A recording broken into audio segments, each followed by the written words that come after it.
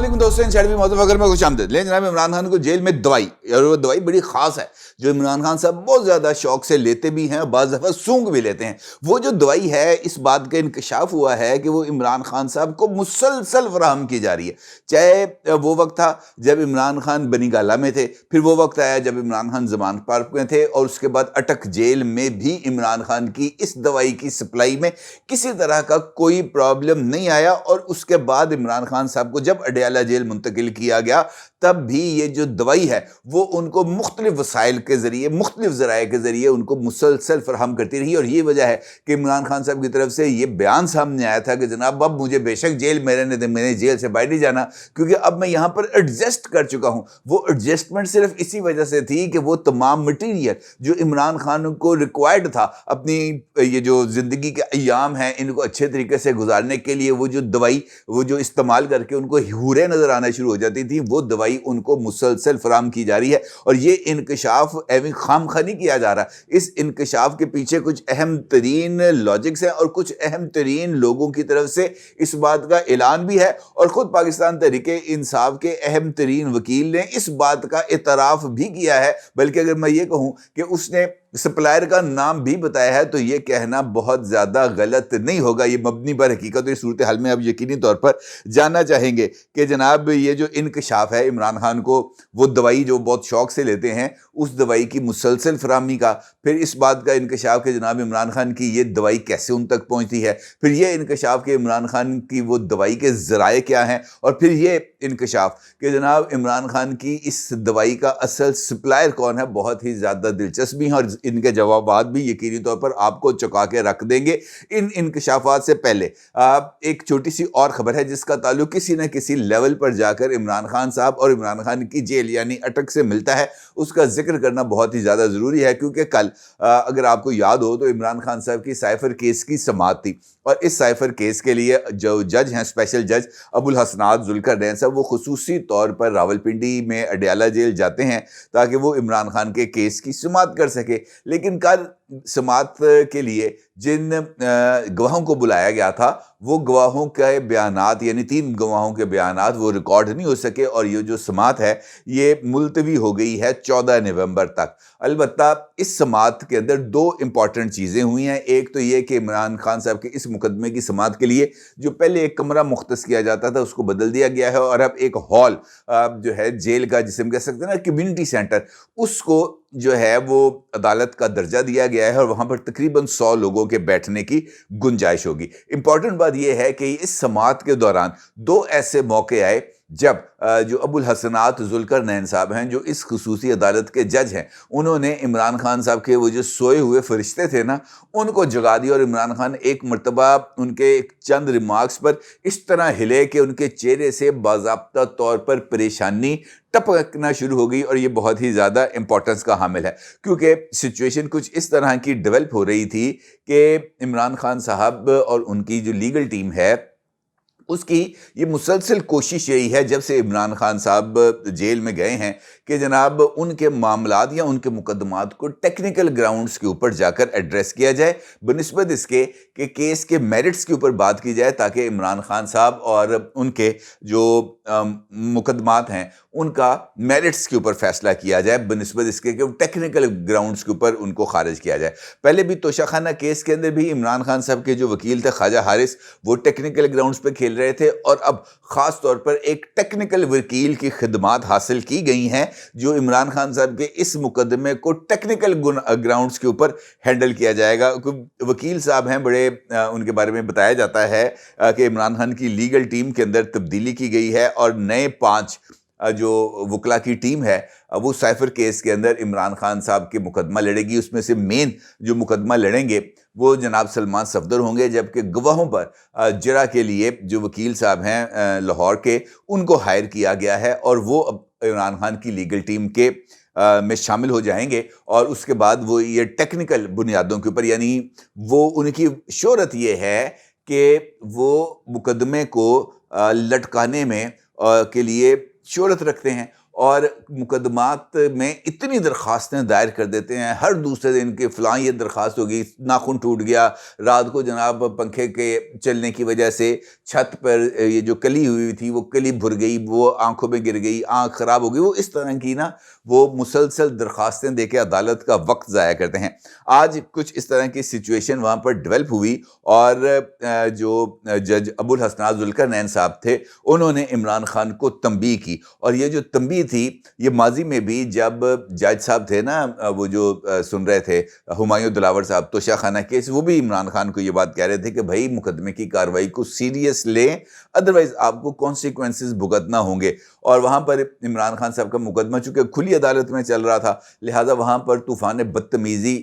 برپا ہوتی تھی، اور وہاں پر جج صاحب تک تو براہ راست قسم کی گالم گلوچ بھی ہوئی تھی، اور شاید یہی وجہ ہے کہ اس مرتبہ عمران خان کا جو مقدمہ ہے یہ کھلی عدالت میں نہیں چل رہا بلکہ جیل کے اندر چل رہا ہے۔ اسی وجہ سے ہمایوں ذوالقرنین صاحب جو ہیں یہ جو ہیں حسنات ذوالقرنین صاحب، انہوں نے عمران خان کے وکلاء کے ساتھ جب آج مقدمے کی کارروائی شروع ہوتی ہے تو اس میں پی ٹی آئی کی جو تو ابو الحسنات ذوالقرنین صاحب وہ جو ہے وکلاء کی عمران خان صاحب کی جو لیگل ٹیم ہے اس کی عدم حاضری کی نشاندہی کرتے ہیں، اور وہ عمران خان کو کہتے ہیں کہ جناب آپ کی جو لیگل ٹیم ہے یہ مسلسل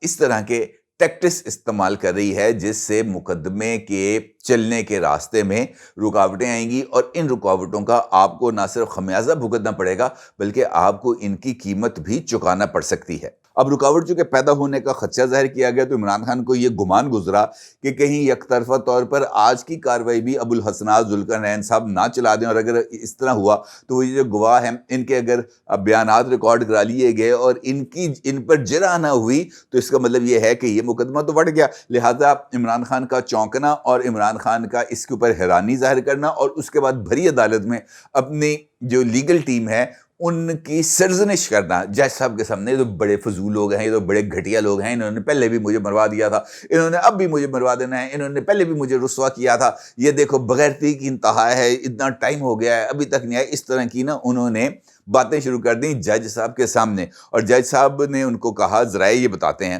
کہ عمران خان صاحب کی اس اظہار ناراضگی کے اوپر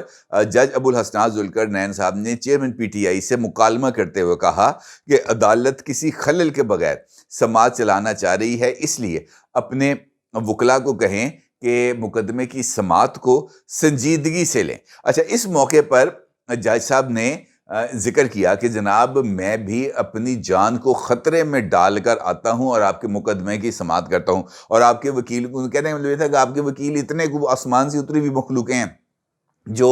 عدالت کے روبرو پیش نہیں ہو سکتے یا جان بوجھ کر مقدمے کو ڈیلے کرتے ہیں۔ اور اس موقع پر وہ جو چند روز پہلے اڈیالہ جیل کے باہر سے بم نہیں برآمد ہوا تھا، اس کا بھی جج ابو الحسنات ذوالقرنین صاحب نے ذکر کر دیا اور کہا کہ جناب بم بھی برآمد ہوا لیکن اس کے باوجود میں عدالت بھی آئے اور آخر مقدمے کی سماعت بھی کی۔ آپ کیا سمجھتے ہیں؟ مطلب یہ تھا کہ شاید یہ پیغام دینا مقصود تھا ابو الحسنات ذوالقرنین صاحب کے عمران خان کو کہ بھائی جیل سے باہر نہ جانا، جیل سے باہر اگر وہ تمہیں کہیں بھی کہ آئیں آپ کے مقدمے کی سماعت کرتے ہیں تو اس آفر کو کہیں قبول مت کر لیجیے گا۔ اور شاید یہی وجہ ہے کہ اس کے بعد ابھی تک عمران خان کی صاحب کی طرف سے یہ جو جیل کے باہر جا کر اوپن کورٹ میں مقدمے کی سماعت کے حوالے سے کوئی مطالبہ سامنے نہیں آیا۔ اب یہ جو سچویشن ہے یہ ذرا تھوڑی سی دلچسپ ہے، کیونکہ عمران خان صاحب کا یہ جو مقدمہ ہے یہ اہمیت کا حامل ہے، چونکہ اس کے اندر بہت سارے ایسے جو فریق ہیں وہ موجود ہیں جن کا تعلق ریاست سے ہے، اور وہ جو پوری کی پوری چین ہے جو اس آفیشیل سیکرٹ ایکٹ کے اندر بندھی ہوئی ہے، وہ اب اس آفیشیل سیکرٹ ایکٹ کے اندر بندھے ہونے کے باوجود عدالت کے روبرو آ کر جواب دے رہے ہیں اور اپنے بیانات کو ریکارڈ کرا رہے ہیں، اور ہر ایک بیان عمران خان صاحب کے لیے ایک مشکل صورتحال کو جنم دے رہا ہے۔ لہذا جیسے جیسے یہ صورتحال آگے بڑھے گی، جیسے جیسے مقدمے کی کارروائی آگے بڑھے گی، اور خاص طور پر جب مین گواہوں کے بیان جس میں اعظم خان صاحب ہیں، جس میں اس وقت کے وہ جو سفیر صاحب ہیں اسد مجید صاحب، اور اس وقت کے جو سیکرٹری خارجہ تھے پہلے یعنی سہیل صاحب، اور اس کے بعد پھر بن گئے تھے یہ اسد مجید صاحب. یہ تمام لوگوں کے جو بیانات ہیں یہ بہت ہی زیادہ اہمیت کے حامل ہیں، کیونکہ ان بیانات کی روشنی میں عمران خان کے مستقبل کا فیصلہ ہونا ہے. بہتر تو یہ ہے کہ یہ مقدمات اسی طریقے سے چلیں، اسی طریقے سے چلیں جس طریقے سے ان کی میرٹس کے اوپر جن کی جو ہے سنوائی ہو. اگر اس کو کسی طریقے سے روکنے یا ٹوکنے کی کوشش کی جائے گی تو پھر اس کے نتائج عمران خان صاحب کو بھگتنا ہوں گے، اور وہاں سے پھر دوائی کے اثرات جو ہیں نا وہ نمایاں ہونا شروع ہو جاتے ہیں. آج بھی جب عمران خان صاحب کے فرشتوں کو، سوئے ہوئے فرشتوں کو جگایا گیا تو وہاں پر موجود ذرائع کا یہ ماننا تھا کہ جس وقت ابو الحسنات ذوالقرنین صاحب نے عمران خان کے سوئے ہوئے فرشتوں کو ذرا ہلایا تو اس وقت بھی اس بات کے امکانات نظر آ رہے تھے کہ عمران خان صاحب کسی دوائی کے زیر اثر ہیں، اور وہ جو ہے اس دوائی کی وجہ سے شاید انہوں نے اپنی جو لیگل ٹیم ہے اس کو بھری عدالت میں ہی مغلظات دینا شروع کر دی. مطلب یہ تھا کہ وہ اس وقت اس اسٹیٹ آف مائنڈ میں نہیں تھے، وہ 7ویں آسمان پہ تھے جہاں پر ان کو بہت زیادہ حوریں نظر آ رہی تھی. جس طرح ان کو پہلے شوکت خانم ہاسپٹل میں ڈاکٹر صاحب نے بھی کوئی چیز دی تھی جس سے ان کو حوریں نظر آنے شروع کی تھیں، اب بھی ان کو حوریں نظر آنا شروع کی. انکشاف کیا ہے جناب کہ عمران خان صاحب تک جیل میں یہ جو رصد ہے وہ جاری ہے، اور یہ انکشاف کیا ہے سابق وفاقی وزیر داخلہ اور مسلم لیگ نون کے ایک اہم سرکردہ لیڈر جناب رانا ثناء اللہ صاحب نے. رانا ثناء اللہ صاحب کا یہ ماننا ہے کہ جیل کے اندر بھی جو سسٹم ہے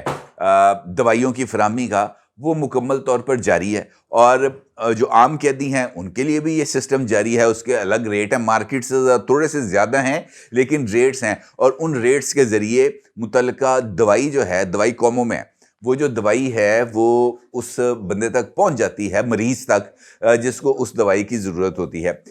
رانا ثناء اللہ کا یہ ماننا ہے کہ یہ جو دوائی کا سسٹم ہے یہ عمران خان صاحب نے بنا لیا ہے، اور وہاں پر موجود جو انٹرنل سسٹم ہے اس کے تحت بھی عمران خان صاحب تک یہ جو دوائی ہے وہ پہنچ رہی ہے. نہ صرف یہ بلکہ وہ تمام لوگ، اور خاص طور پر کچھ خواتین جو عمران خان صاحب سے ملنے جاتی ہیں جیل میں، وہ یہ جو رصد ہے یہ عمران خان صاحب تک پہنچاتی ہیں. وہ دوائی کی جو پڑیاں ہیں وہ ان تک پہنچتی ہیں، اور پھر اس کے بعد عمران خان صاحب اس دوائی کو استعمال کر رہے ہیں. چونکہ اب اس کا ذکر آ گیا، رانا ثناء اللہ صاحب نے اس بات کا ذکر کیا، تو آج ہی اس سماعت کے بعد عمران خان صاحب کے جو وکیل ہیں شیر افضل مروت صاحب، اور ویسے یہ جو رانا ثناء اللہ صاحب نے جو بات کہی ہے اس کے اندر کوئی ڈھکی چھپی بات نہیں ہے. یہ سپلائی ایسے چلتی ہے اور اس میں کوئی جو ہے نا وہ حیرانی والی بات نہیں ہے. شیر افضل مروت صاحب سے پوچھا گیا کہ جناب رانا ثناء اللہ صاحب نے اس بات کا انکشاف کیا ہے کہ عمران خان صاحب تک یہ جو سپلائی ہے یہ پہنچ رہی ہے اور وہ مسلسل اس سپلائی سے فیض یاب بھی ہو رہے ہیں، تو اس کے اوپر جو تھے شیر افضل مروت صاحب، ان کا یہ ماننا تھا کہ یہ جو سپلائی ہے نا، سپلائی اس کی جو اصل سپلائر ہے اس کا وہ خود رانا ثناء اللہ صاحب ہے. رانا ثناء اللہ صاحب یہ جو دوائی ہے یہ ضرورت مندوں تک پہنچاتے ہیں، اور ماضی میں ان کے اوپر بھی اس کے وجہ سے وہ جو جان اللہ کو دینی ہے نا شہریار افریدی صاحب، انہوں نے کیس بھی بنایا تھا، اور وہ کیس ابھی تک جو ہے نا وہ موجود بھی ہے اور چل بھی رہا ہے. لہٰذا ان کا یہ ماننا تھا شیر افضل مروت صاحب کا کہ سپلائر سے زیادہ کس کو پتہ ہوتا ہے کہ اس نے جو سامان ہے وہ کہاں کہاں پہ بھیجا ہے، اور اگر انہوں نے سامان اڈیالہ جیل بھیجا ہے، اگر انہوں نے دوائی اڈیالہ جیل بھیجی ہے تو پھر بہتر ہے کہ ان کا جو بات ہے اس کو ہم مان لیتے ہیں، اور باقی وہ دوائی جو انہوں نے بھیجی وہ اصل مریض تک پہنچی یا نہیں یہ ایک الگ سوال ہے. اس کا مطلب یہ ہے کہ انہوں نے ایک مرتبہ پھر الزام رانا ثناء اللہ صاحب پر ڈال دیا اور اپنے کپتان کو بچانے کی کوشش کی کہ وہ دوائی استعمال نہیں کر رہے. اگرچہ یہ اس بات سے انکار ممکن نہیں ہے، لیکن پھر بھی یہ بات تو درست ہے کہ کسی نہ کسی طریقے سے یہ جو سپلائی ہے یہ جاری ہے. اور اب دیکھنا یہ ہے کہ یہ جو سپلائی ہے یہ ملی بھگت سے جاری ہے یا رانا ثناء اللہ صاحب کے بقول جو چین آلریڈی کام کر رہی ہے اسی چین کے ذریعے یہ جو سامان ہے اچھے خاصے ذرائع اور وسائل استعمال کر کے عمران خان صاحب تک پہنچایا جا رہا ہے. اور اگر یہ ایسا ہے تو پھر میرا خیال ہے کہ اس کے اوپر بھی ذرا تھوڑا سا توجہ کر لینی چاہیے تو زیادہ بہتر ہوگا. اپنی رائے کا ضرور اظہار کیجیے گا. آپ کا بہت شکریہ. اللہ حافظ.